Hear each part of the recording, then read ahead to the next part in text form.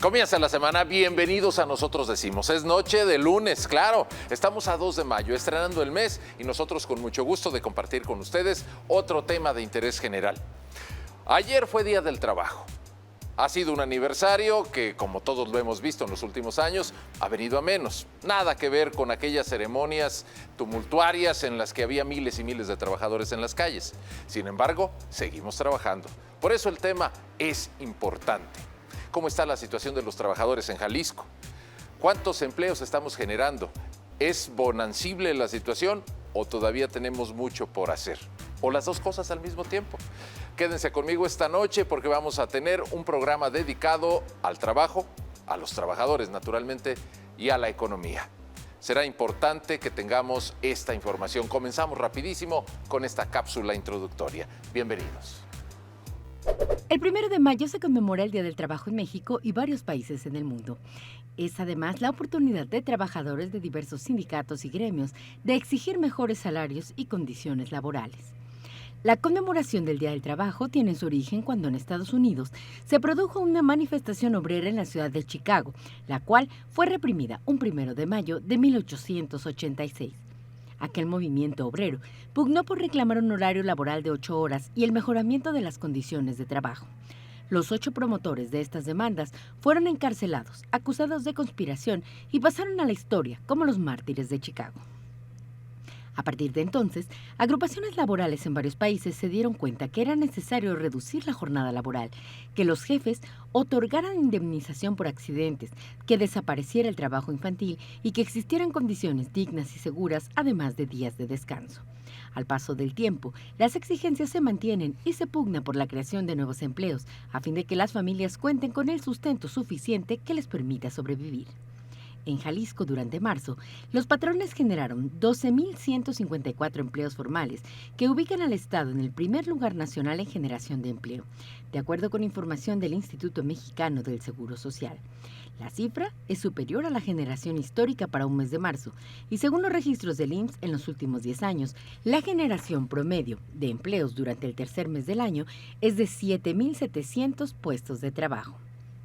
Esta cifra coloca a Jalisco como el segundo mayor generador de empleo en el país, toda vez que desde que comenzó la reactivación económica tras la pandemia de COVID-19 de agosto de 2020 a marzo de 2022, se han generado en Jalisco 144.141 empleos formales, aportando el 9.5% de los 1.5 millones de empleos recuperados en todo el país durante ese periodo. Georgina Flores, Quiero TV. Bueno, pues ahí están las cifras. Eso es lo que nos dice la estadística. Yo quiero darle la bienvenida esta noche aquí en el programa a nuestros invitados en la mesa. El secretario del Trabajo, bienvenido secretario, bienvenido Marco Valerio. Buenas noches, gracias por la oportunidad y gracias por estar con Nacho, un amigo que sabe muy bien del tema, y gracias a la oportunidad a todo el auditorio. Gracias a usted para que nos actualice las cifras y nos dibuje el escenario de lo que estamos viviendo. Doctor Ignacio Román Morales, economista, analista también de estos fenómenos. Bienvenido nuevamente, gracias. Muy buenas noches, es un honor estar con ustedes y poder acompañar aquí también en la mesa junto contigo a don Marco Valerio y también amigo de larga data. Muy bien, pues comencemos. Las cifras nos dicen que Jalisco no va mal. Sin embargo, detrás de los números, secretario, me permito iniciar con usted. Después de que acaba usted de conmemorar el día de ayer, pues el Día del Trabajo, hubo una ceremonia en la que oficialmente estuvieron las autoridades, el gobierno del estado principalmente, y también representantes sindicales. ¿Cuál es el mensaje para los ciudadanos jaliscienses? Porque si Jalisco está generando más puestos de empleo, es cierto también que las circunstancias que nos rodean pues no son precisamente las mejores. Y hay que añadir un dato, si me permite, secretario. Venimos de 2 años de situación difícil por la pandemia del COVID, que parece que ya se va superando. Lo dices muy bien. El mensaje de ayer fue claro.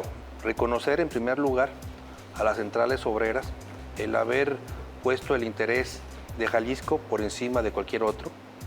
Hace mucho tiempo que en Jalisco no existe un conflicto laboral que provoque el cierre de alguna fuente de empleo. Y además, como tú lo dices, vivimos 2 años prácticamente en pandemia y en ese sentido, por supuesto, hubo una gran responsabilidad de todas las centrales obreras En aquel momento, el 1 de mayo del año 2019, nos dio la oportunidad de crear las condiciones que hoy estamos viviendo, esa fórmula de ganar-ganar entre el capital económico, es decir, los empresarios, las compras empresariales, y el capital humano, lo que representan las centrales obreras, que después nos dio cabida a poder tener estas mesas de reactivación económica para saber cómo íbamos paulatinamente aperturando o restringiendo las actividades con el convenio total. De nada hubiera servido si hubiéramos tenido, como en otros estados de la República, centrales obreras en un sentido y en otro. Recuerdo en el año 2019, cuando se crearon estas centrales obreras a nivel nacional, existía la duda si estas nuevas iban a llegar a quitar a las centrales obreras ya de décadas, a la CTM, a la CROC, a la CROM, y si llegaban CATEM y otras a esta dinámica.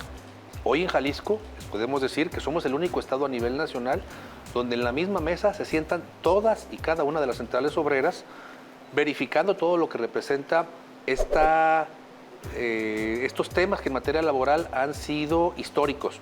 En los últimos 3 años, en materia laboral, se han reformado más circunstancias que en los últimos... La ley es de 1931, pero podemos hablar de 100 años a partir de la Constitución que plasmaba ya los derechos laborales. Es decir, estamos teniendo avances constantes y además el tema del COVID. Hoy vamos a tener el efecto real y formal del tema de la subcontratación en el tema de la PTU para próximos meses. Es decir, insisto, festejamos y reconocemos y dimos gracias a los trabajadores y además me siento muy orgulloso de trabajar de la mano de todas las centrales obreras en Jalisco y también reconocer al capital económico de este estado que muchos voltearon inclusive a sacrificar parte de su patrimonio con el riesgo de perderlo, nunca volteando a ver lo que es la plantilla laboral como una solución, es decir, la reducción del mismo, etcétera, etcétera. Sin duda alguna hay muchas cosas por mejorar. También decirlo, la OIT, y lo platicaba hace un momento, la Organización Internacional del Trabajo vino la semana pasada a reconocer a Jalisco como quien marca la agenda laboral de todo el país en México. No se refieren, pocas veces se refieren a un estado de la República, por lo general se establecen por países. Pero hoy me parece que estamos en una ruta de poder crecer. La tasa de desempleo más pequeña de los últimos años, 2.5. Claro, hay un reto importante, aumentar los salarios, subir.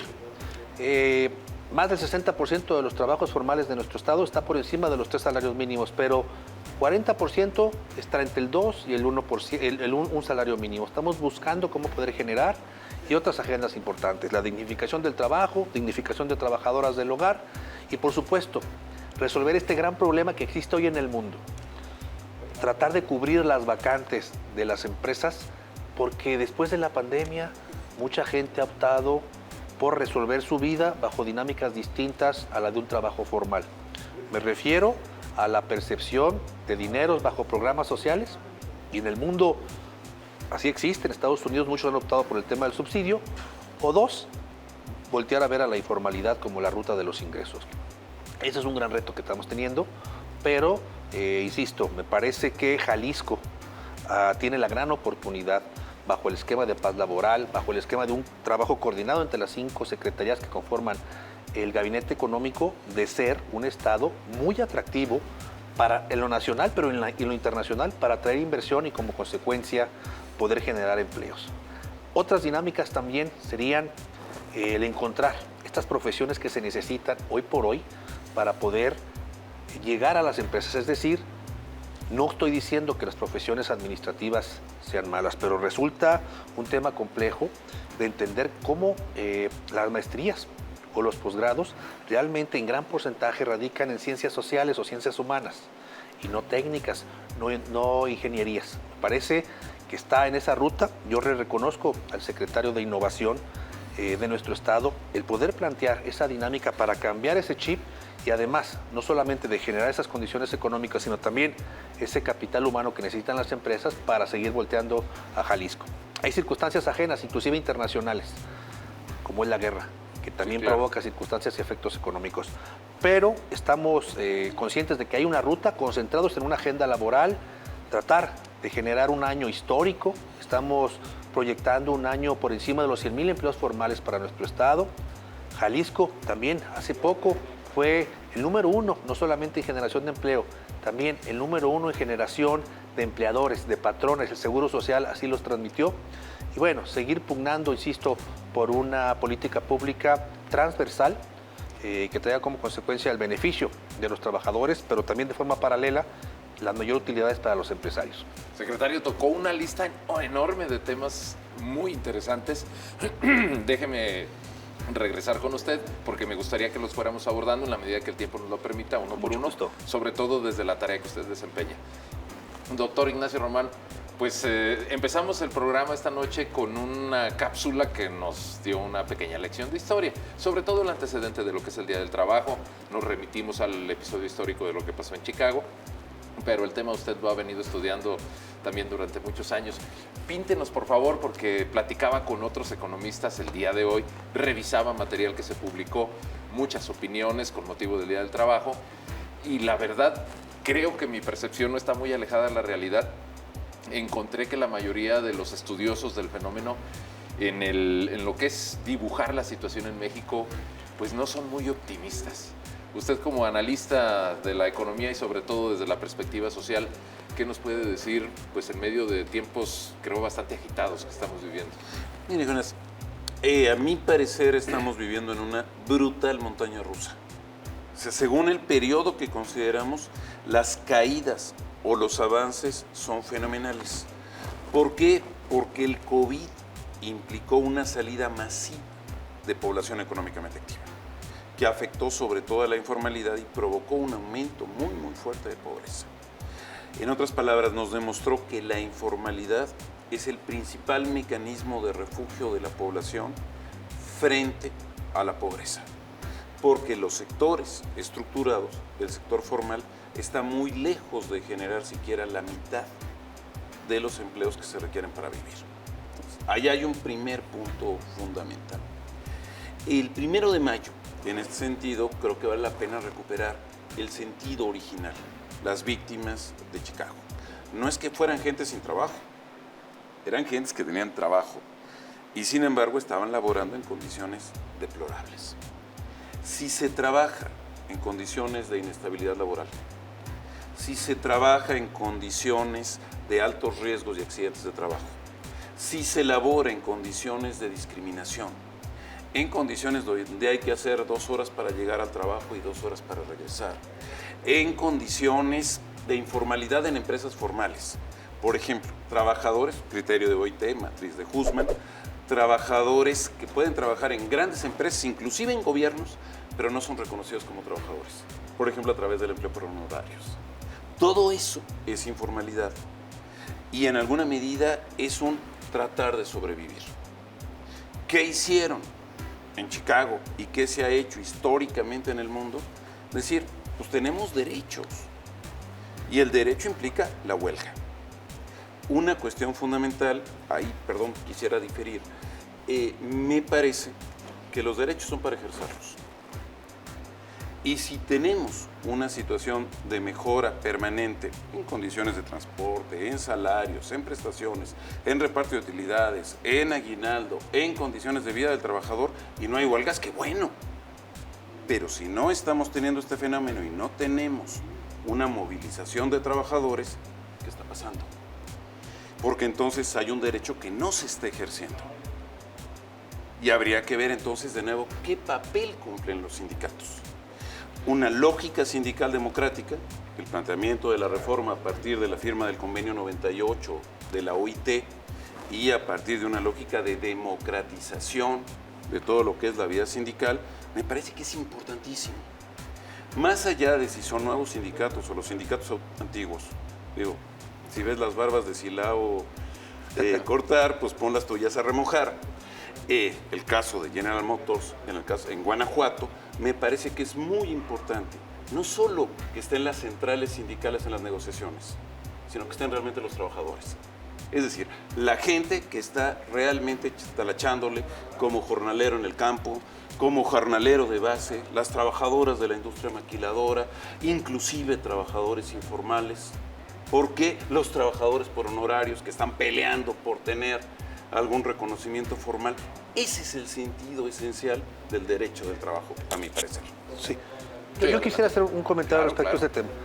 El hecho de que no exista estallamiento de huelgas no quiere decir que en nuestro estado no existen emplazamientos. Por supuesto que el derecho de los trabajadores es el emplazamiento a huelga, ya sea por la firma del contrato colectivo o por violación del mismo. Pero lo importante es las mesas de negociación, es decir, llegar a que se respeten los derechos. Nosotros estamos, y yo lo decía ayer precisamente en uno de los eventos masivos que hubo precisamente con respecto al tema de la CTM.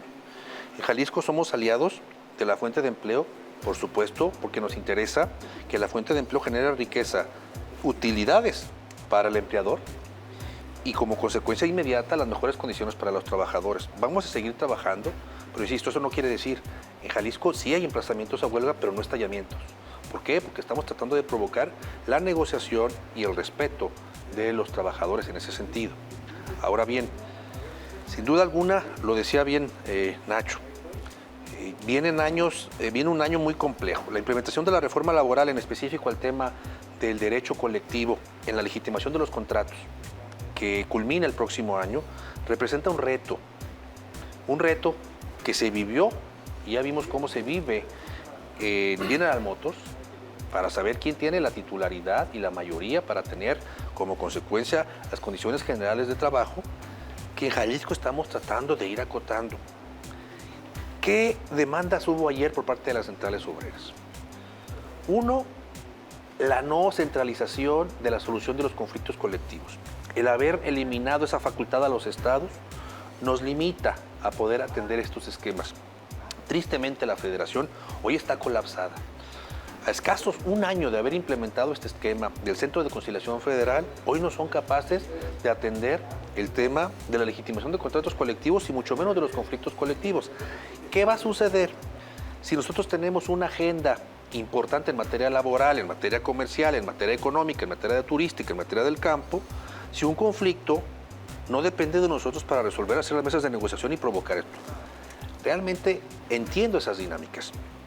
¿Qué otro tema dijeron? Por ningún motivo puede dejarse de atender esta iniciativa que tiene que ver con el aumento de las vacaciones. México es uno de los países donde el trabajo es el más estresado del mundo.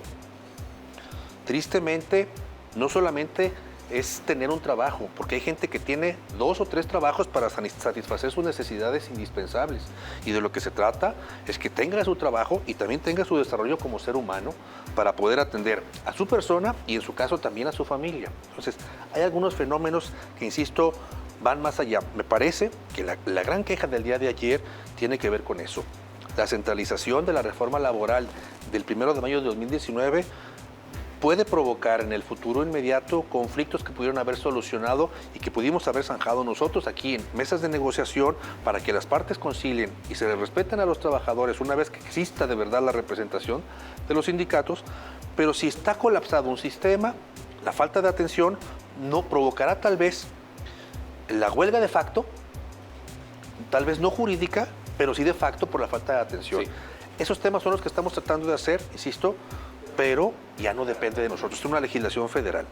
Sí, coincido en todo lo que representa, denomínese como se denomine, la informalidad como tal, inclusive lo decía yo hace algunos días con algunos empresarios, tenemos que inclusive aprender cómo entienden las nuevas generaciones el empleo.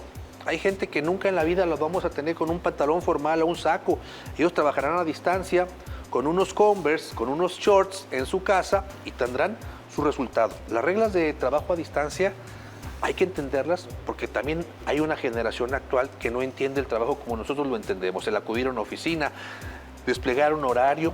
Faltan muchas cosas en materia laboral. Yo estoy convencido de que la reforma en materia colectiva podrá tener sus bemoles. Al menos ahí está. Falta la reforma en materia individual. La pandemia nos enseñó, será la lógica real tener la jornada de 8 horas de trabajo. ¿Es la idónea? ¿Será lo importante de tener 40 horas a la semana? ¿Es la idónea? Ha habido ya países que han entrado en dinámicas muy particulares, que inclusive establecen horarios de 5 horas y reduciendo hasta en 25 horas o 30 horas las trabajadas por semana. Secretario, perdón, lo voy a interrumpir porque me están indicando que hay que hacer una pausa, pero déjeme preguntarle algo para ir al corte porque me parece muy interesante este tema y de mucha actualidad. En esos países donde se está analizando y haciéndose esa pregunta, ¿esto es lo idóneo? Creo que hay mecanismos establecidos desde hace muchos años para que ahí se pueda dialogar y se pueda analizar y responder la pregunta. Cuando lo escucha usted, me parece que es un análisis teórico muy interesante.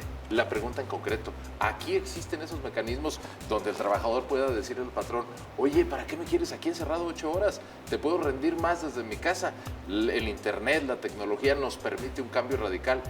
¿Sí hay mecanismos para hacer eso? Apenas van a ver. Yo Apenas. recuerdo cuando fui invitado al Senado en el año 2019, establecía estos temas. Vino la pandemia y existió la necesidad imperiosa de tener una norma oficial mexicana que estableciera qué hay y cómo se debe de establecer la regulación de trabajo a distancia. Solamente llegaron a regular 2 artículos de la Ley Federal de Trabajo, pero hay muchísimas dudas. Todavía no está publicada. Depende de la federación, estamos en espera de eso. En el mundo hace mucho tiempo que está esto. Jalisco está pugnando por ser punta de lanza, pero todo depende del país. Muy bien, hacemos rapidísimo el corte. Voy a regresar con el doctor Ignacio Román Morales, con el secretario del Trabajo, Marco Valerio Pérez Goyás. Quédese conmigo porque enseguida les voy a... Bien, ya estamos de regreso. Nosotros decimos esta noche del lunes 2 de mayo del año 2022, en el contexto de la economía, en el contexto del Día del Trabajo, seguimos charlando con el secretario del Trabajo en el Estado de Jalisco, Marco Valerio Pérez Goyás, y con el doctor en Economía, analista social de estos fenómenos, el doctor Ignacio Román Morales, catedrático en el ITESO. Bueno, si me permite, secretario, regresaremos con usted. Doctor, ¿algo que agregar? Creo que sus puntos de vista también en esto ya están bastante construidos sobre lo que hablábamos. Nos dio un diagnóstico, digamos, muy sucinto de lo que hace falta en materia de derechos laborales y de las dinámicas que estamos siguiendo, pero en concreto me interesaba mucho también escuchar su análisis sobre los recursos humanos. Sí, me queda claro que el gobierno pugna porque vengan inversionistas, establezcan aquí factorías, tengamos mucho, pero luego de repente llegan y pues aquí en contrato. Hay muchísimos asuntos ahí a trabajar. A ver, en primer lugar, la cuestión está de los sindicatos, de nuevo. A ver, ¿qué pasa en Alemania? Pues que los sindicatos son sindicatos. Es decir, hay un papel durísimo de los trabajadores. El papel de la metalmecánica, por ejemplo. Las huelgas que arman, las movilizaciones que arman son gigantescas. Y cuentan con una serie de mecanismos, como por ejemplo los comités de gestión, donde además de los sindicatos, se generan otras formas de representación laboral, donde debaten de igual a igual con los grupos de empresa, horarios, vacaciones, uniformes, mecanismos de seguridad, un montón de cosas, que implica que el empresario no se encuentre en una posición de poder frente al trabajador. Y otro elemento fundamental en estos países, otro caso es evidentemente el de los escandinavos, es el hecho de las leyes antimonopolio. Es decir, si nosotros tenemos una cantidad gigantesca de empresas, salvo en los sectores de alta tecnología, entonces el papel de las empresas es proporcionalmente menos poderoso que el papel de los trabajadores que están coaligados a nivel de sector. Por ejemplo, en México no hay más que 2 grandes empresas cerveceras y esas empresas controlan un mercado gigantesco. En el país más chelero del mundo, el mercado está repartido entre cuando menos 500 empresas. ¿Cuál es ese país? Alemania. Digo, para que sepamos. ¿Por qué? Porque está absolutamente prohibido que en sectores de bajo valor agregado se generen prácticas de dominio de mercado. Esto genera un mucho mayor equilibrio en las posibilidades de negociación. Las jornadas de trabajo en Alemania, la jornada laboral establecida estándar es 34 horas a la semana. ¿Por qué es mucho más corta? Bueno, hay condiciones más intensas, pero al mismo tiempo es el hecho de decir, requerimos más tiempo para que haya más empleos. En alguna campaña francesa, decía el candidato presidencial hace muchos años, Lionel Jospin, cuando llega a ser primer ministro, dice, la campaña era trabajar menos para trabajar más. Reducir la jornada laboral para que haya más plazas, para que trabaje más gente. Luego Chirac, en las elecciones que ganó después, dijo trabajar más para ganar más. En otras palabras, es una lógica individual. Trabaja todo lo que quieras. ¿Qué es lo que ocurre en México? Sí, hay una cantidad regresemos. gigantesca de gente que viola sistemáticamente la Constitución. trabaja más de 48, más de 56, más de 64 horas a la semana. ¿Por qué? Porque no alcanza el billete. Y entonces, ¿qué es lo que estamos teniendo? Pues evidentemente un desgarriate. Jalisco debe de ocupar por ahí del nivel 12 o 13 en salario medio de cotización. En otras palabras, estamos apenas en una situación de promedio nacional, grosso modo, en un país, en un estado que tiene uno de los potenciales económicos fuertes. ¿Eso es un atractivo para inversión? Evidentemente sí, pero al mismo tiempo es una situación que genera enorme presión para encontrar trabajadores. Si yo trabajo 4 horas vendiendo cosas en la calle, puedo dedicar la mayor parte del día, por ejemplo, a estudiar si soy un chavo de 20 y tantos años. Pero en cambio, si entro a una empresa que me van a decir vas a trabajar una semana de 11 de la noche a 7 de la mañana, en la siguiente de 8 de la mañana a 4 de la tarde y en la siguiente de 4 de la tarde a 12 de la noche, ¿sabes qué? Pues prefiero vender cosas en la calle. Sí, y se vale. Tu posibilidad de ser estudiante queda cancelada en eso. Entonces, aquí aparece una cuestión que es muy importante. A todos nos conviene abatir informalidad. Pero ese abatir informalidad implica no solamente qué tiene que hacer el trabajador, sino qué tiene que hacer también la empresa, tanto en términos de salario como en términos de estabilidad y trato en el empleo. Sí. Y eso es clave. Yo aquí quiero decir, obviamente también se mide de otra manera y no es por justificación. Jalisco es el segundo mejor en calidad de vida respecto al tema, con todo lo que representa la nueva valoración. Sin duda alguna, insisto, un gran reto va a ser el aumento del salario, que tú lo decías, que no solamente es por ley, por el Tratado de Libre Comercio, que en próximos días tendremos un aumento del salario mínimo que representa la oportunidad que nuestros socios comerciales han considerado para que no exista una competencia desleal respecto al tema de ciertos productos. Sin embargo, me parece, insisto, que esto debe de ir de la mano de capacitación y por eso estamos proponiendo capacitar y poder generar empresas que generen la oportunidad de darles socialmente a cada uno de su capital humano ese derecho de que con un solo trabajo puedan satisfacer sus necesidades. Es un reto no solamente de México, es mundial. Son pocos países los que tienen ese tema. Insisto, a mí me parece un reto a desarrollar por nuestro país. Entre paréntesis, secretario, déjeme preguntarle, finalmente usted encabeza esta dependencia, ¿ha habido algún acercamiento, negociación, cuando menos un ensayo de platicar con las instituciones educativas? Bueno, tenemos la Universidad de Guadalajara, pero tenemos un montón de universidades privadas para lo que usted nos apuntaba. Aquí los estudiantes de posgrado mayormente, no sé, por una tradición, por una tendencia, buscan estudios en derechos humanos, ciencias humanas, sociales. Ciencias sociales en general. O administrativas, ¿no? Y pues todos los especialistas dicen, país que puede avanzar es el que impulsa el estudio en ciencias duras. Alguna así como una proporción. Sí lo hay, ha sido reconocido por la Federación como el estado que está cambiando a nivel de educación superior, el número 1. Y por supuesto, reconocerle, y aquí un saludo al secretario Pompa, me parece que como ex rector de una universidad particular ha volteado a ver ese tema como una ruta importantísima en lo que se refiere a la atracción de inversión. Es decir, pugnar por tener el capital humano capacitado para que cuando vengan no solamente tengan las condiciones de paz laboral, de una cercanía, de la logística, sino también el tema de lo técnico, el tema de lo tecnológico, el tema de lo ingenieril, pero además el idioma. El idioma también es otra frontera que tenemos que eliminar. Tristemente, hay gente que no puede subir a cierto nivel porque el tema del idioma, en específico el inglés, es una gran barrera para poder subir otro nivel en una percepción de ingresos superiores. Estos son los dos grandes retos. Sí lo hay. Estoy convencido que el secretario de Innovación lo trae en esa dinámica. Estamos trabajando inclusive con el secretario de Educación, primordialmente para el tema del idioma. Y bueno, ya en la competencia muy particular, las universidades tendrán que hacer lo conducente. Pero sí, sin duda alguna, si tú analizas cada una de las universidades, de las plantillas de estudiantiles, tú verás que el gran porcentaje está sobre carreras ciencias sociales o las sociales clásicas o administrativas. Doctor, usted que convive todos los días con estudiantes y que además lleva muchos años en el ámbito estudiantil, ¿es muy difícil que una institución educativa vaya girando para que genere pues incentivos, no sé, para que alguien que diga yo quiero ser abogado, no hombre, dedícate a la física, estudia química. ¿Por qué no entras a las matemáticas?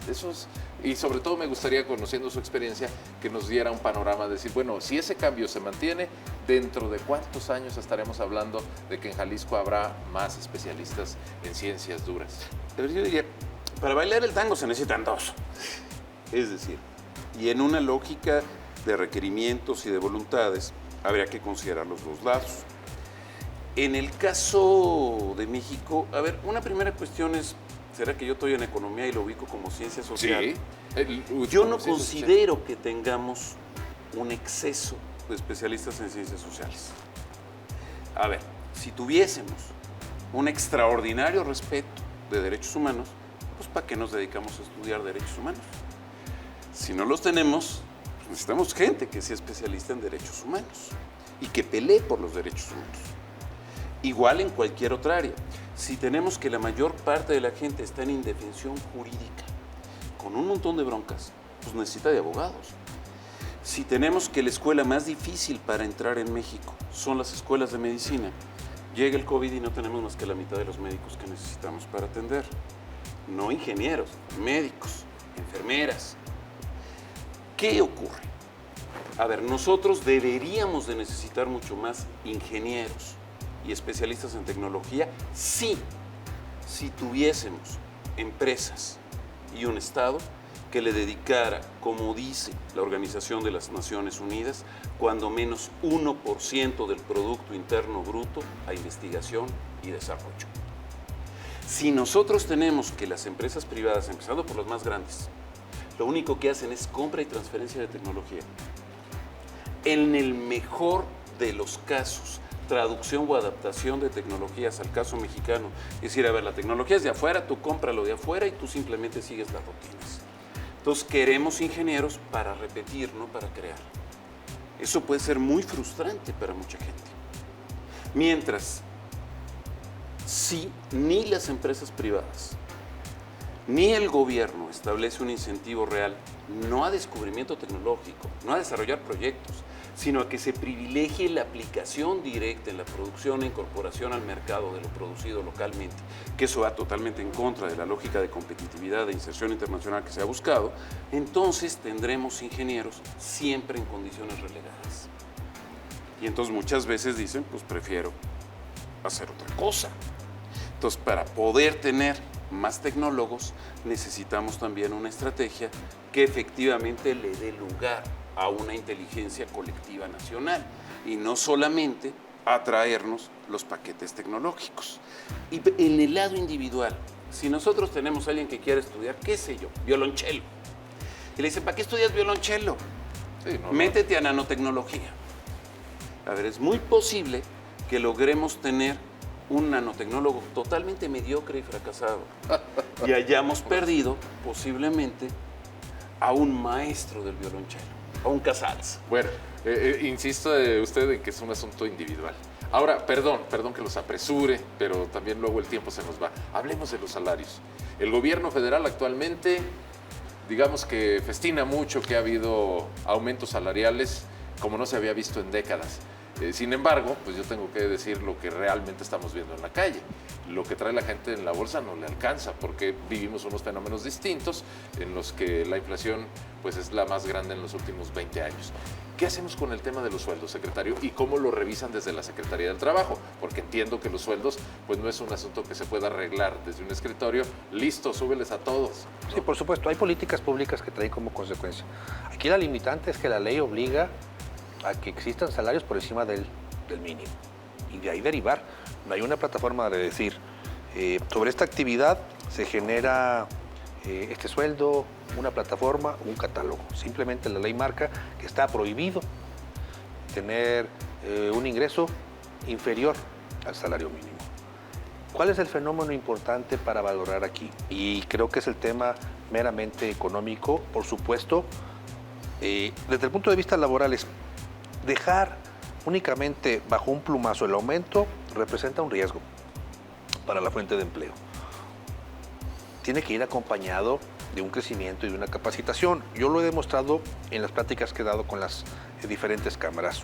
Un trabajador que es capacitado difícilmente se mueve de su empleo y que ve una oportunidad de crecimiento. Hay fenómenos hoy con Walmart, perdón pero que dan un bono si duran un mes trabajando de 4,000 pesos, uno por semana. Esa movilidad laboral es un fenómeno mundial.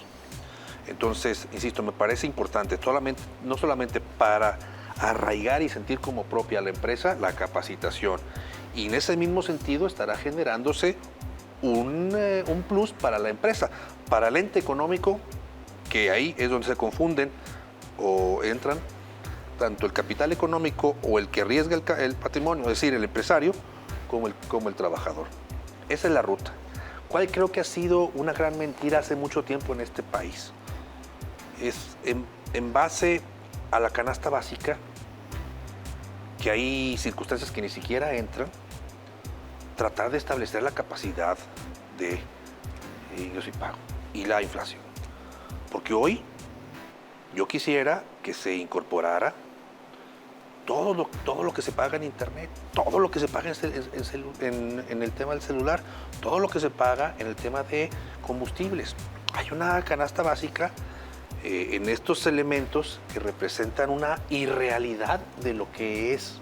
En aquel momento sí, el litro de leche, etcétera, etcétera, inclusive hasta productos de refrescos, pero insisto, me parece que es una irrealidad para decir, en base a eso es tu capacidad y en base a esto es si hay o no una inflación o deflación. Entonces hay que revisar la canasta básica, el concepto incluso. Me parece que en este caso tengo entendido que sería el Banco de México y otras autoridades quienes deben de revisar. Esto son lo que contempla hoy, en el 2022, la canasta básica para un mexicano. Esto. Y a partir de ahí poder establecer qué es lo que necesita y cómo se puede destinar y establecer la cantidad de salarios. Esta comisión de salarios mínimos me parece, insisto, hoy por hoy ociosa. Falta otras dinámicas, pero además a eso aumentarle fenómenos internacionales representa, sin duda, como tú lo dijiste, históricamente hoy vivir un momento económico complejo no solamente para los trabajadores, sino también para las empresas. Además, la obligación y la presión internacional por el TEMEC que tiene que hacer este país. Lo vemos porque hay mexicanos de frontera y mexicanos no de frontera. A ese grado hemos tenido que llegar como país para poder tratar de llegar al cumplimiento. Somos una entidad y todos deberíamos de establecer lo mismo, pero en razón de lo que viven los fronterizos, pues hay que acoplarse a un salario diferente en cuanto a zonas económicas. En fin, me parece que hay varias cosas que yo estoy seguro que Nacho podrá aportar mucho más, pero me parece grandes retos que solamente se van en la mesa como el cumplimiento de avanzar y, bueno, definiciones que al menos hoy, para mí, la Federación no está haciendo lo correcto en esta materia económica. Doctor, el salario. Hay 3 canastas básicas en México esencialmente. Una que ya nadie utiliza, que era la canasta original de la Comisión Nacional de Salarios Mínimos. No la utiliza ni la Comisión Nacional de Salarios Mínimos. 2, la canasta Diconsa-Liconsa, que es la de los 40 productos que se buscan controlar con este acuerdo entre gobierno e iniciativa privada. Y la tercera, que es la fundamental, que es la que elabora el Consejo Nacional de Evaluación de la Política del Desarrollo Social, el Coneval. Esta canasta básica se elabora con base al patrón de consumo de los mexicanos, que se obtiene de la Encuesta Nacional de Ingreso y Gasto de los Hogares cada 2 años. Y se modifica en función a los resultados de esa Encuesta Nacional de Ingresos y Gastos de los Hogares. En otras palabras, no es un tótem ahí inamovible. De hecho, se actualiza mes con mes su costo. Sí. Lo hace el Banco de México, ¿no? No es el Banco de México, es el Coneval. Una pregunta nada más. ¿El Índice Nacional de Precios al Consumidor está...? Lo elabora el INEGI. ¿El INEGI? Ya no lo elabora el Banco de México. Y son alrededor de 300,000 precios que se calculan cada mes y son 300 conceptos genéricos que establece el INEGI. Entonces, bueno, esa es la base. De esos 300, solamente hay una parte muy pequeña, que es la que constituye la canasta básica. Entonces, bueno, es así como se elabora. Ahora, ¿qué es lo que ocurre en el caso de México? que ha habido muchísimas presiones históricamente que jalan hacia abajo la canasta básica. Por ejemplo, en transporte público, lo que concluye la canasta básica, lo que contiene, equivaldría en el caso de Guadalajara a un camión al día. Ni siquiera para uno de ida y otro de vuelta. Entonces, ahí tenemos problemas. ¿Qué ha pasado con la productividad, hablando con capacitación? Si nosotros hablamos de productividad total de los factores, lo que hemos tenido en México históricamente es un crecimiento muy pequeño, pero crecimiento, que curiosamente ha ido asociado con una pérdida de salario. Lo que no ha crecido en la productividad total de los factores es la productividad del capital. Entonces, ¿qué es lo que decimos? El trabajador tiene que estar más capacitado y el empresario. A ver, ¿por qué si no aumenta la productividad tenemos tal auge en ventas de automóviles de lujo, que la hemos tenido históricamente, salvo en los últimos 2-3 años? ¿Por qué tenemos la emergencia gigantesca de edificios de 50 pisos, de clubes de golf, de grandes conjuntos de playa y de tener en México a 15 de los millonarios más importantes de este planeta? Es por productividad. ¿Por qué siempre la carga de la prueba tiene que ir al trabajador y no al empresario? Yo aquí vería un Perdón, tema. secretario, tengo que hacer una pausa. Regreso inmediatamente con usted para claro que nos dé sí. su punto de vista sobre este tema. Bueno, si coinciden conmigo, el programa es harto interesante. Volvemos rapidísimo después del corte.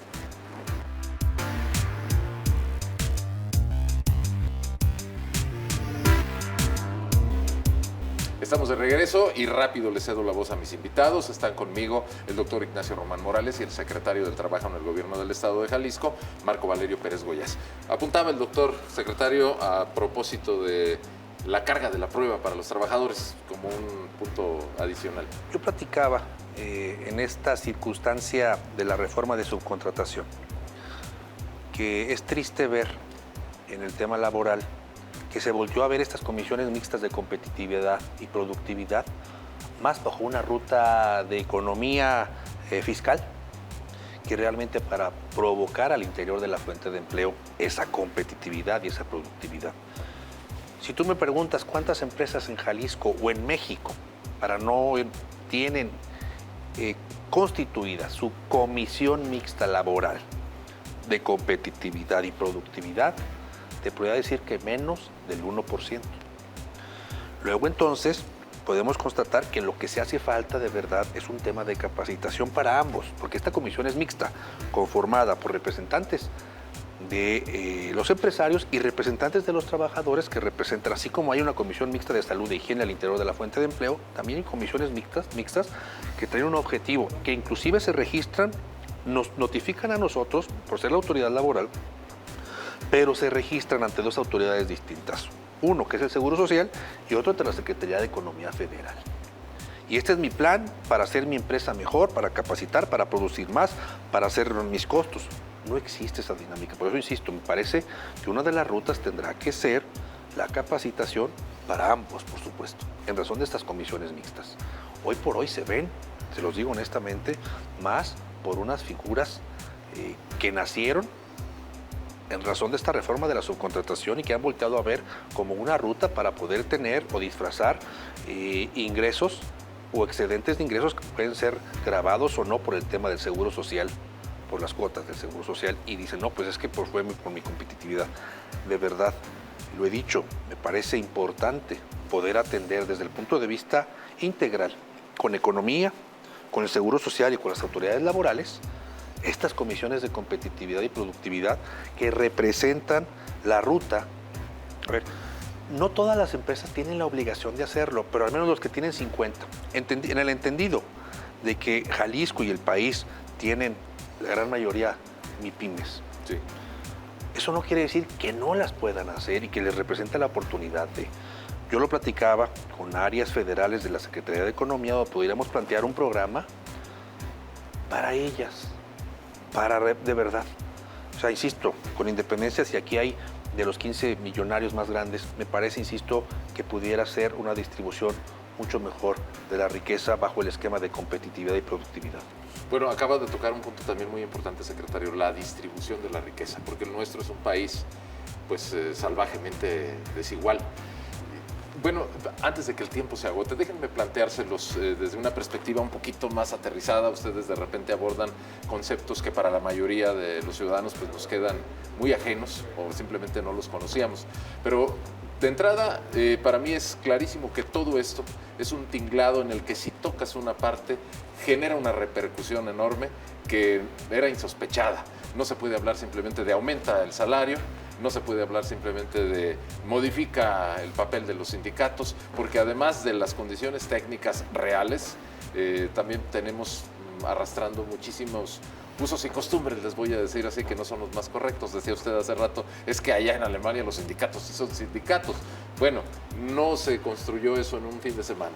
Son décadas de, digamos, vicios ocultos y simulaciones. Les preguntaría en concreto, ¿es posible activar mecanismos que disminuyan esta irregular o muy desigual distribución de la riqueza? Porque luego uno tiene conceptos muy simples de el que tiene el dinero es el patrón y punto, y yo tengo que ser un empleado y cumplir con las condiciones que me ponen, aunque a veces sean ilegales. Doctor, ¿sí se puede? Digo, en algún lugar hay que empezar, ¿no? Yo diría, si no se pudiera, pues ya vámonos y el que salga el último que apague la luz. Es decir, ese es el sentido de lo que hacemos, desde el gobierno, desde la academia, desde medios mismos. Y esto significa tener una capacidad crítica frente a lo que se ha hecho y no solo repetir el mismo discurso. Concretamente, en cuestión de ingresos, es inconcebible que México tenga los niveles de ostentación de gasto que tiene, que de algún lado se requiere productividad para que eso exista. Y por otro lado, tengamos los niveles de pobreza y de violación de derechos laborales básicos de una gran parte de la gente. Estoy de acuerdo en que la productividad debería de ser fundamental, producto por trabajador, medible y verdaderamente, cómo comparamos trabajos diferentes, se vuelve toda una bronca, pero no a nivel del mínimo. A ver, yo no valgo por ser productivo. Porque si no soy productivo, entonces ¿qué? ¿Me muero? Vivimos en economía de mercado, entonces no gano nada, si no gano nada no compro nada y no satisfago mis necesidades. No, yo no valgo por ser productivo, valgo por ser humano. La definición básica de dignidad desde Kant es la valoración de algo por sí mismo. Un trabajador, aunque no esté capacitado, un trabajador, aunque sea poco productivo, merece existir y que sus hijos puedan vivir, que su familia pueda vivir. Ese es el sentido esencial de un mínimo. Y si nosotros estamos teniendo una lógica asociada estrictamente al mercado, estamos violentando justamente aquello por lo que peleaban los mártires de Chicago. Entonces creo que es clave decir, tenemos derechos humanos.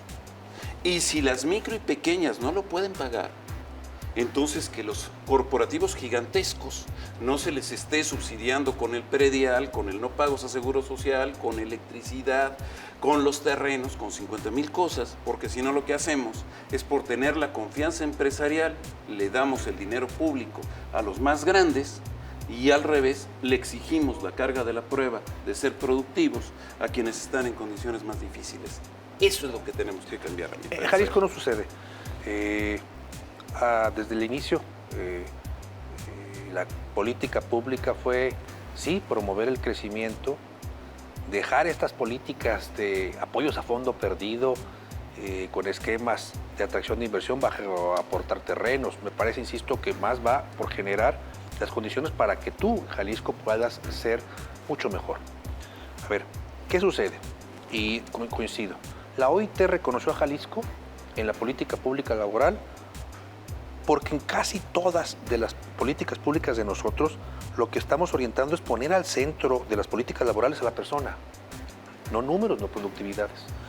El hacer un reconocimiento de buenas prácticas laborales a las empresas representa, entre otras cosas, que volteen a ver al ser humano como lo más importante. El capital humano es lo más importante de una fuente de empleo. De ahí se derivan muchísimas cosas.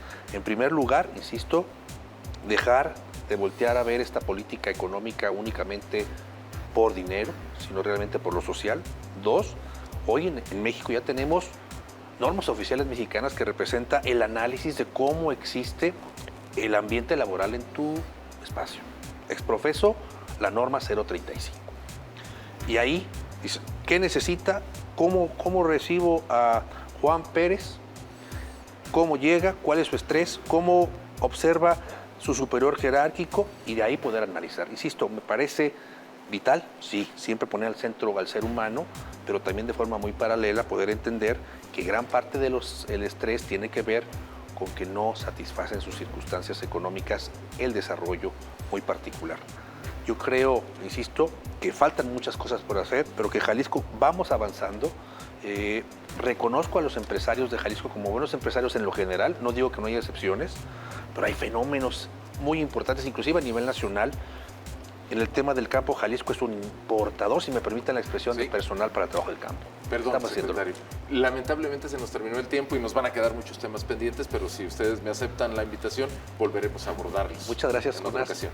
Secretario del Trabajo, Marco Valerio Pérez, doctor Ignacio Román Morales. Amigos todos, pues no sé si se quedan con la misma impresión que yo, nos faltó tiempo, lo vamos a recuperar. Quédense en Canal 10 y nos veremos en la próxima. Esto fue Nosotros Decimos. Muy buenas noches.